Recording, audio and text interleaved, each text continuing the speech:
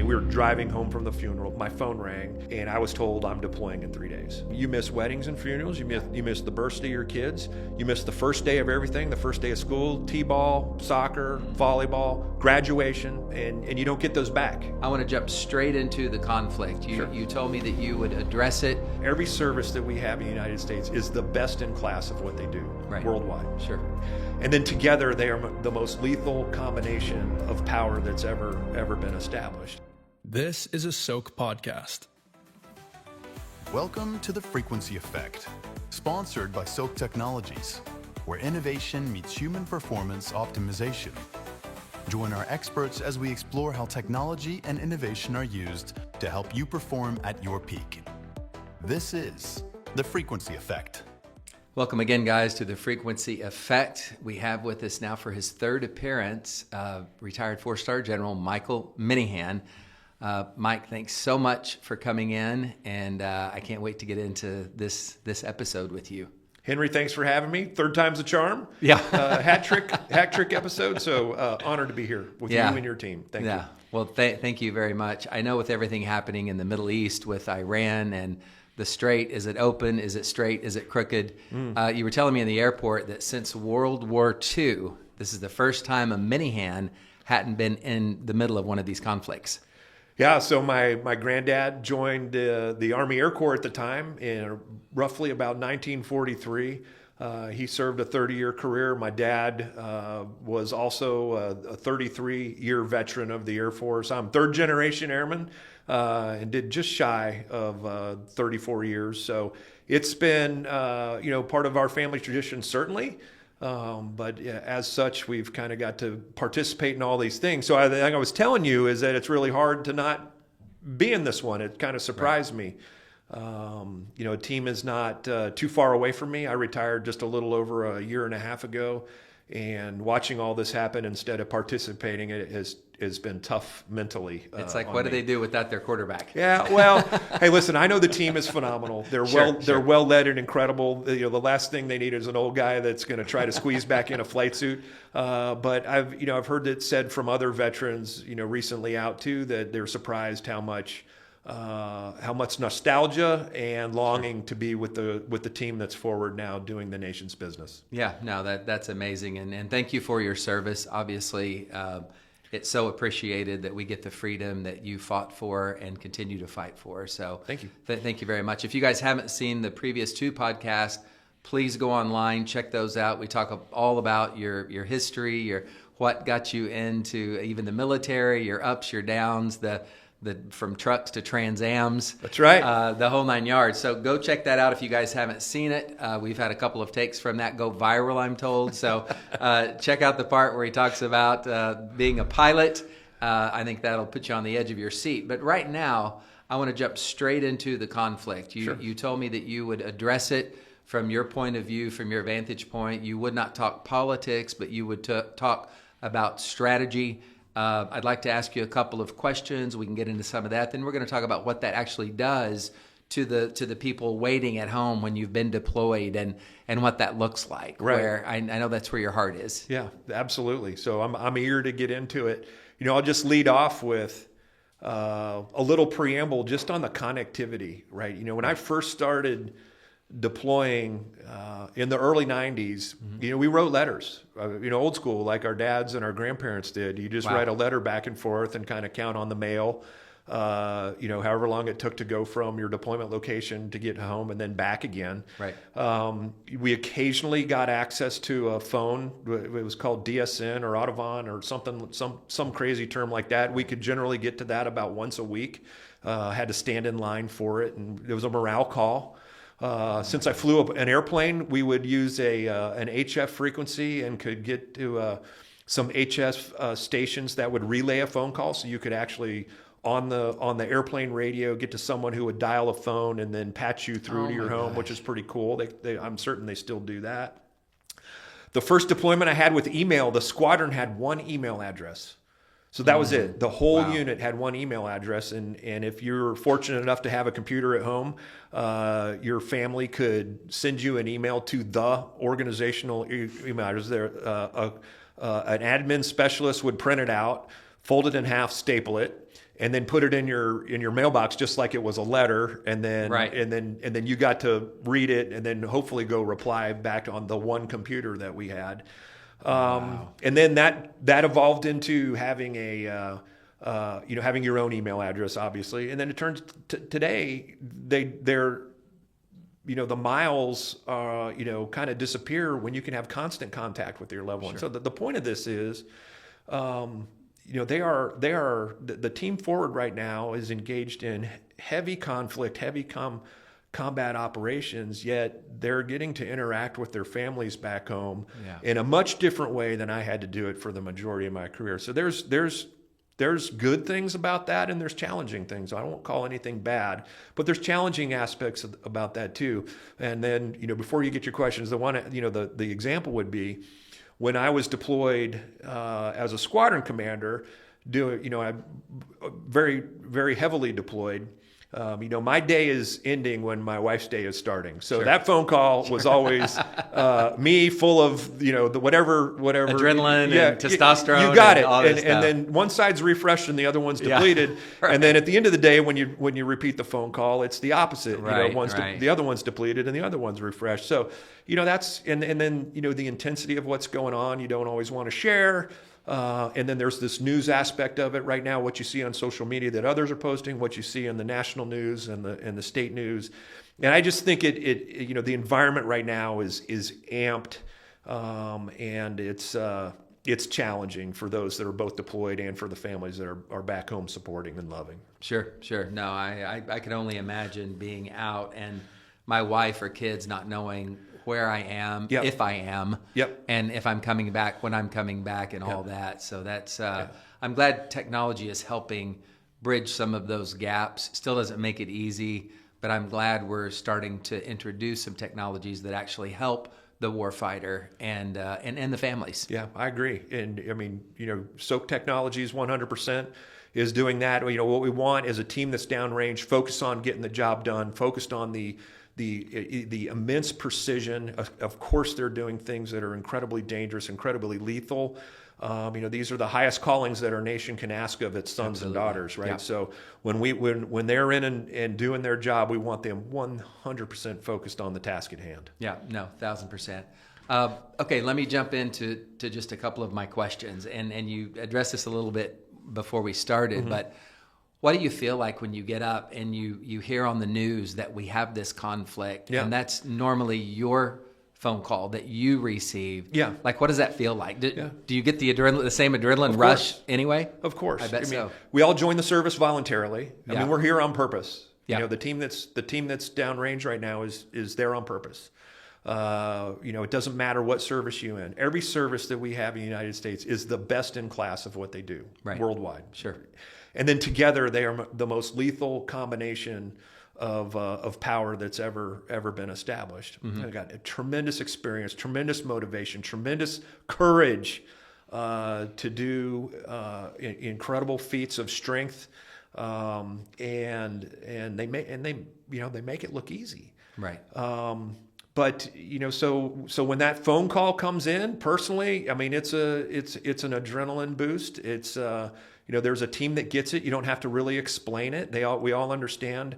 Hey, if there's something cooking off, as someone who used to lead the mobility team that would project America's power, I know that we're going to be hauling passengers and cargo. Right. I know that we're going to be doing tanker operations that support projecting the bombers and the fighters downrange. I know that our aeromedical teams are going to be tasked so that we can provide that rapid medical response via aeromedical evacuation, and then all the stuff on the ground that has to happen, all the command and control, all the port, the logistics, the blue collar side of the business, the wonderful blue collar side of the business. All that is going to be in place, and so your brain, especially the older you get, the more seasoned you get, your brain can kind of do the math very quickly on how this relates to you and your team, the steps you're going to have to immediately take, the reports you're going to have to start up channeling. Who in the command are we going to put on alert? Who are we going to send immediately?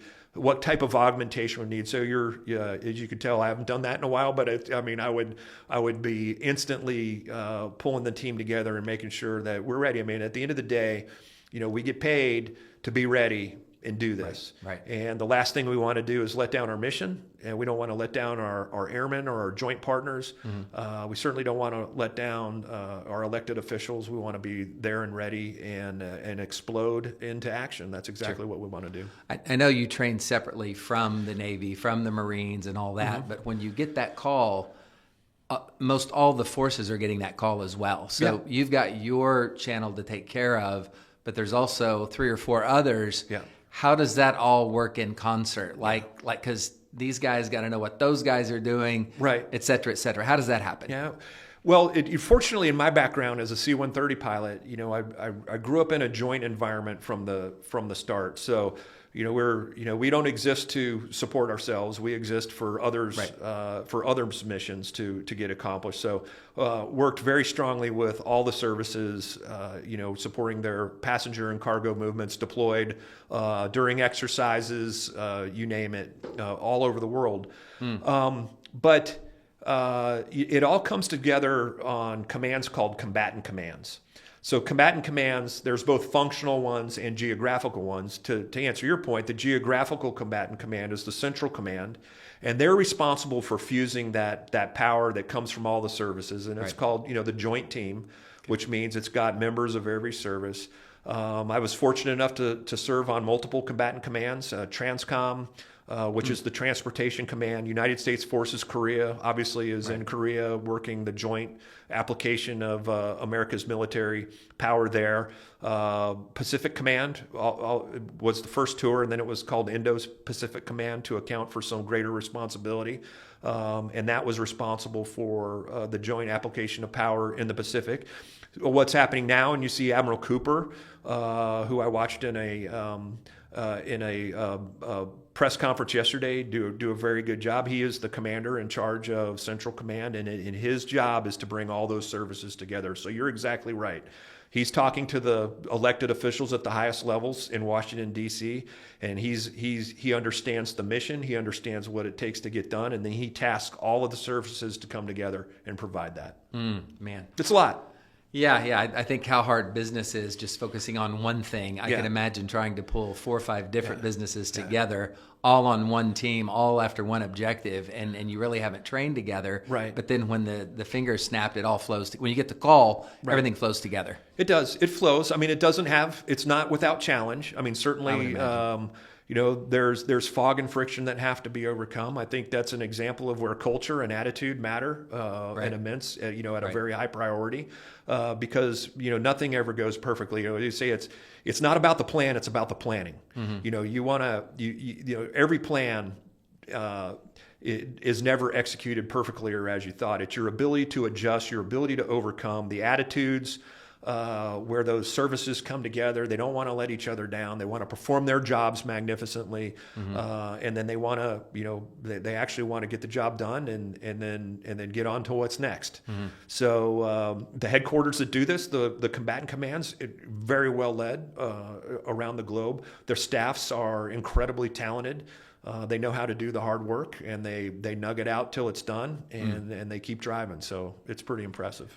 How does our force of power compare to Iran's force of power? Yeah. Well, I think that the power, of course, the American power is very strong across the board. Not just very strong; it's the strongest across the board. Iran can project power. We've watched that. It's not the same kind of power. Right. But I think that the joint team did a fantastic job of what their mission was, and there's no doubt in my mind that what they had going into this conflict is not at all what they have now.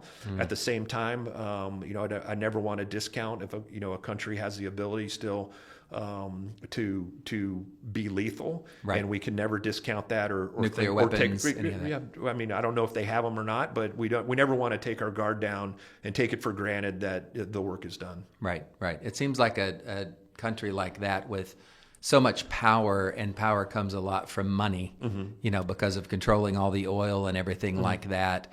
And the whole thing that we heard was, people chanting "Death to America" and all that for years, and then them killing their own people. to me, it needed to be cleaned up. And I know we're not going to get into political things, but do you think that was the right call for America to go in and help clean that up? I mean, you and I, Yeah. about the same age, and Yeah. we grew up with this. I'm being probably a problem. little younger, but no, I'm teasing. Well, we grew up with this problem. You know, That's right. The fact is, we've been in conflict with Iran for a very long time. It's just been one way. So, you know, it's not a you know, from that perspective, between bombings and the sponsorship and direct action that was happening in Iraq for so many years. I mean, I think I feel very comfortable saying we've been in conflict with them for a very long time, Right. And now it's going the other way, and you know, I don't think that we should apologize for that. Yeah, yeah. And just as a tactical standpoint, when I saw them start attacking neighborhood countries and people that they normally were kind of getting along with, that seemed like a very strange move to me. And like it put them not just against the U.S., but now against almost the world. Right, right. Well, I don't think they're trying to win a popularity contest. And it shows you how these situations can become incredibly complicated, complex, certainly, when you have rogue nations that don't care about their own people, much less what others perceive of them Right. in the global. And, you know, and especially one that don't value human life, perhaps the way we value human life. Then, you know, you're gonna have to deal with that one time or another. It doesn't go away. It just may be delayed or transferred, but it doesn't go away. Because China got a lot of their oil from Iran, from what I've read, I always wondered, is this going to change our relationship with China? Yeah. You know, it'd be interesting to see that too. I mean, it shows you that there's no such thing, you know, very little things are regional anymore, that it's all connected on a global scale, especially when it comes to energy resources. You know, I can't think that there's anything more complicated or more important to every country's prosperity than energy. So we're seeing that, you know, a local regional issue can definitely have enormous implications around the globe. President Trump's going over to China, I think, very soon. Yeah. In the press conference I heard yesterday, I heard Secretary Hegseth say that there's some assurances that there wouldn't be some negative inputs when it came to what's happening in the Middle East, and we'll see if that's true. Yeah. I saw where, you know, Russia had some interest, China had some interest, and like you said, with us growing up, we always heard about Russia and China. You know, that was always the big threat, and in a way, it kind of still is. Yep. So I think what happened had to be done so strategically to get the mission accomplished and to clean up some things that needed to be cleaned up, but also maintain that relationship globally, so that you're not, you know, so Iran's not leveraging a relationship with China for us not to come in and do anything. And the same with Russia. And I think that so far that seems to be handled okay. Yeah, yeah. Oh, I'm watching it just like you are. Yeah. I know it's incredibly complicated. Yeah. Oh, for sure. And I know that, you know, especially out of the military combatant commands, you know, because there is a combatant command that worries about each of our potential adversaries and the other countries out there, is that they work well together. They understand how that may play out. They have, you know, they're watching very closely what those countries are doing. They're trying to understand if they're, you know, a positive influence or a negative influence, and that they relay what they think up to the elected official leadership echelon. And, you know, I trust that is keeping a clear eye on everything that needs to be paid attention to. Right. No, 100%. I asked you this in one of my other podcasts, but I want to ask you again. What do you think of is it the Golden Dome? Yeah. What do you think of that concept? Is it on track? Is it something that we need? Is it something that we should get behind? What are your thoughts on that? Yeah, I'm a fan of the Golden Dome. I used to be, when I was in the Indo-Pacific Command, I had to worry. I mean, we all worry about Homeland Defense. Homeland Defense is the number one. It is the number one priority of what we do as a military. And so when it comes to, especially in the Pacific, you know, which is pretty tough because we have We have Guam and Alaska and Hawaii Right. that are on the edges. Yeah. Of, How do you protect you that got far it. out? And then Yeah. and we generally, some people forget that it's bigger than just the continental United States. That That's there's right. other parts of America and other Americans that need protecting too. So this is incredibly complex.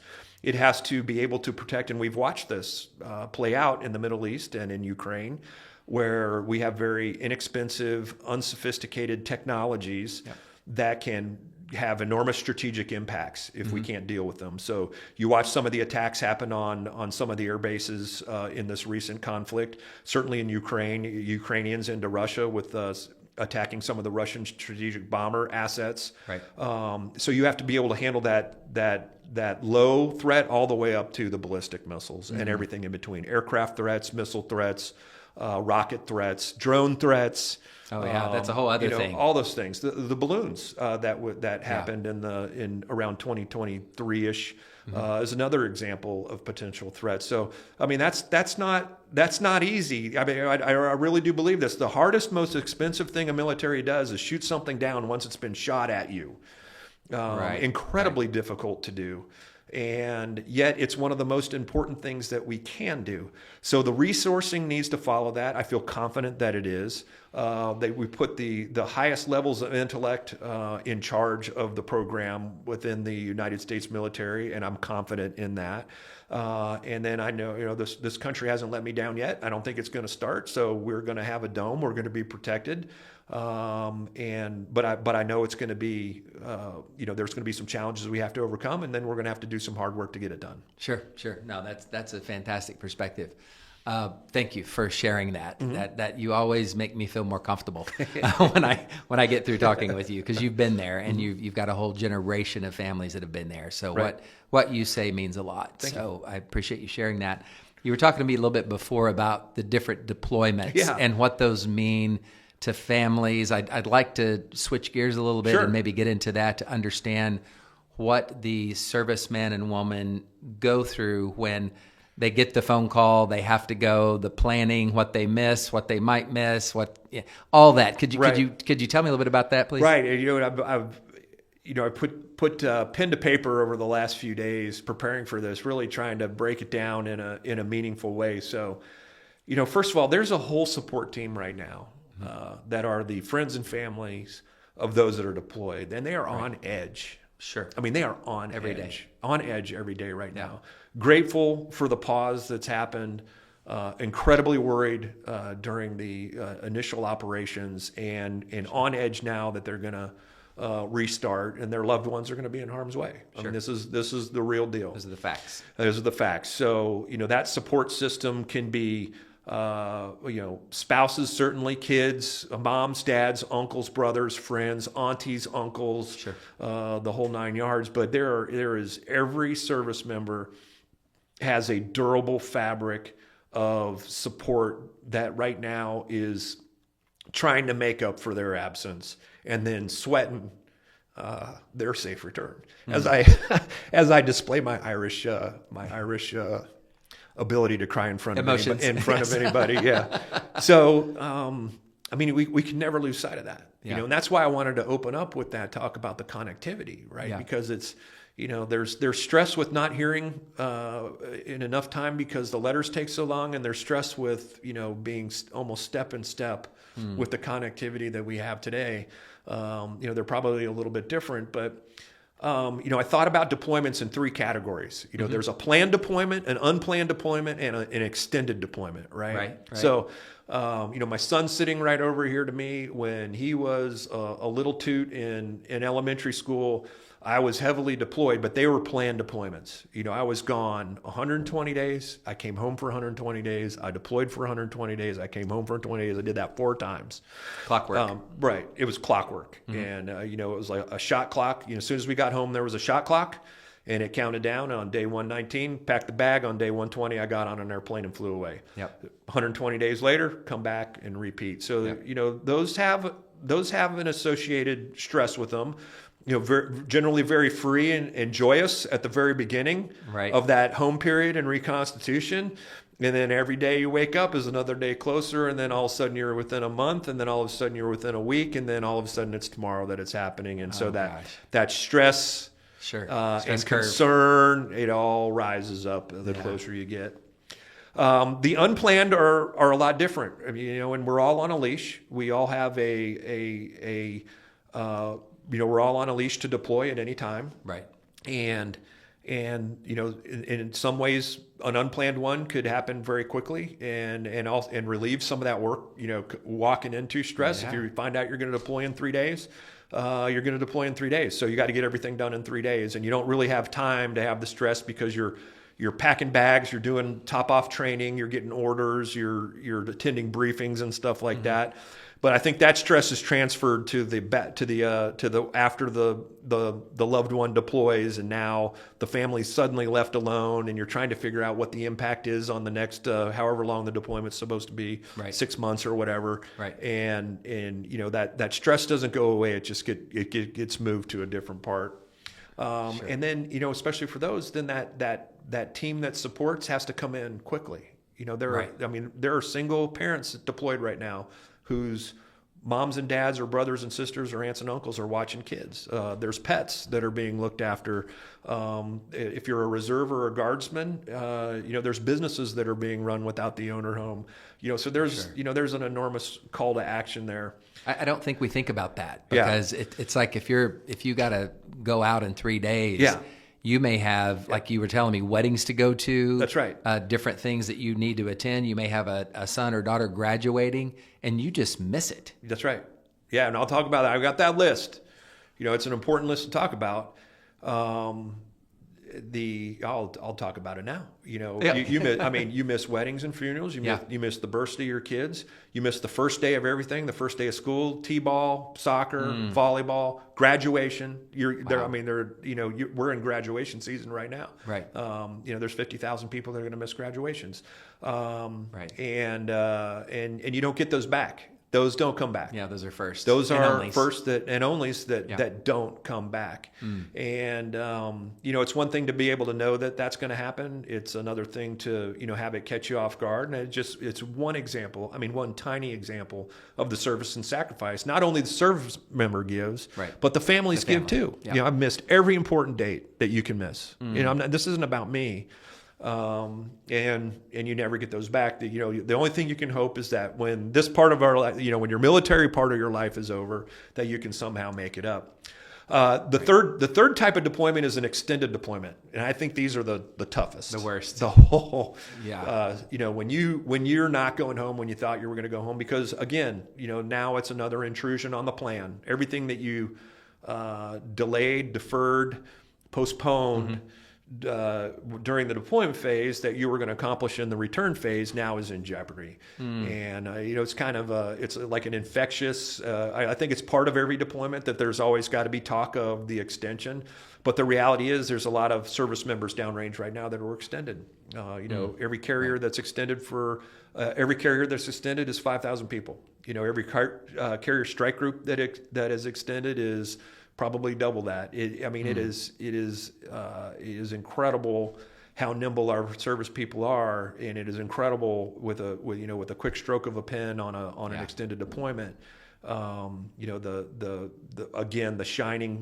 shining service and sacrifice that our service people and their families show are just incredible. I've never seen it how you've explained it, but imagine you get a phone call and you've got to leave in 3 days. So your family, your wife, aunts, uncles, everything else, they're planning, okay, you had to leave, but in 120 days, let's push this off. Yeah. Let's replan, let's reorganize, except for the graduations, except for things, birthing of a kid. Things you can't control, but let's push the things you can control off. Right. And then those are all planned, and then you get an extension. Yeah. And it's like, holy. Good double whammy. What do I do now? Yeah. I've never seen it that way. Yeah, but they're so strong, so durable. Yeah. I think the thing they crave most is just talk to. Just tell them the truth as you know it today. Be as deliberate as possible. Be as predictable as you possibly can. Never promise. There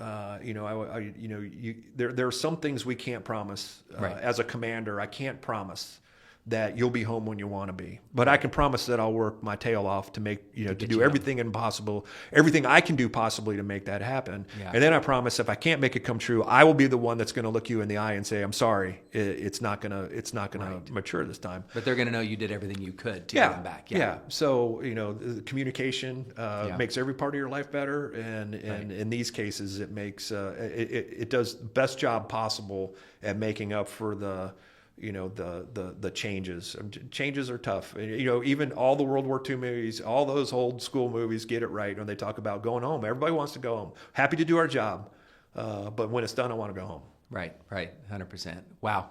What advice would you give the people who are in that predicament right now? Because you've lived it, like you said, your son's in here right now, little Mikey, but he's, played center in college. He was team captain. He weighed 330. Yeah. This guy's huge. I'm looking at him. I'm a little afraid of him. Yeah. But little Mikey, like when he was 5, 6, 7, 8, you had to tell him and your family stuff. What advice could you give servicemen and women now on how to transition that and maybe some hope for the future? Yeah. Well, I think, I got to amend one statement I made earlier. I talked about the deliberate nature of my deployments. There was one in the middle where I was supposed to not deploy. And I might have told this story on the last time we were together. I can't remember. But my wife's father passed away. Mm-hmm. So Mikey's grandpa passed away. Right. And we were driving home from the funeral. The day we were driving, we were driving home from the funeral. My phone rang, and I was told I'm deploying in 3 days. So when Mikey was the age you were described, about 4 or 5 years old, I left my newly widowed mother-in-law, my wife, who had a 7-year-old, a 5-year-old, and a 2-month-old in her hands on the day we buried her dad, and drove back to Texas in my father-in-law's car. And got on a plane. So this isn't about me. But if that's happening to me, that's happening to everybody. They've got their exams. So I don't know if I can give advice to these young kids. They could give advice to me because they're better. But I would say, again, the foundation of communication is what matters most. So when a command team, when a service member, when they're finding out information to the best that they can, relaying it to the families and that support network are absolutely needed. To the max extent possible, relieve as much stress from the situation, and that generally involves keeping your life, especially during these times, as least complicated as possible. When I was doing that deployment, the squadron spouses came together in a very strong way. All the kids knew each other. All the spouses got together, and they got together because they liked each other, but they got together because they needed each other. Sure. Okay. And we cared. We paid extreme attention as a command team to make sure that the families at home were being taken care of. There's always somebody left at home, and that's a good thing. But they need to be focused on what families need. Some families need someone to come help mow the yard. Some families need someone to come over and babysit a 3-year-old so we can take the newborn to the hospital to get a flu shot or the sniffles cured. An hour, 2 hours, something. Some people need more than that. Significant more than that, because real life doesn't take a back seat to anybody. So there are the real trials and tribulations of life's challenges, and those play out, and you just got to do the best possible you can. That starts with the units, and so I would encourage all of them to communicate strongly, to wrap your hearts and your arms around the people that are close by from your unit. And then don't think for 1 second that it's a sign of weakness or that you should be embarrassed by asking for help. When my wife tells a story, if my wife were here right now, Ashley would be saying, she said, I need help. Right. When, the squad, and I was squadron commander. Right.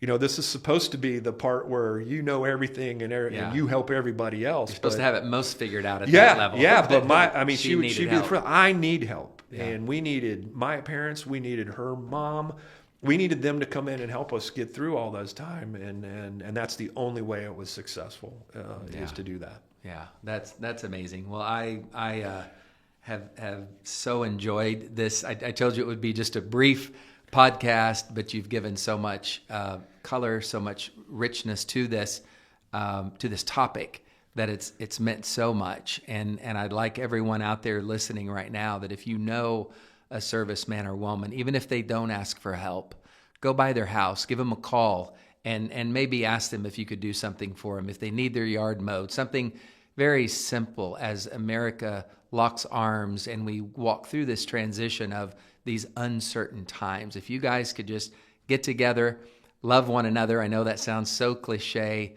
but love one another. Imagine if you were in that predicament, if you were in that spot, and lend that helping hand today. Thank you so much, Mike. Thanks for having me. All right. See ya. Thank you for sharing your time with us today. After you've subscribed at Soak Podcast, please leave us your questions and comments. Remember, your frequency is what you think about most frequently. Thanks for tuning in, and we'll see you next time.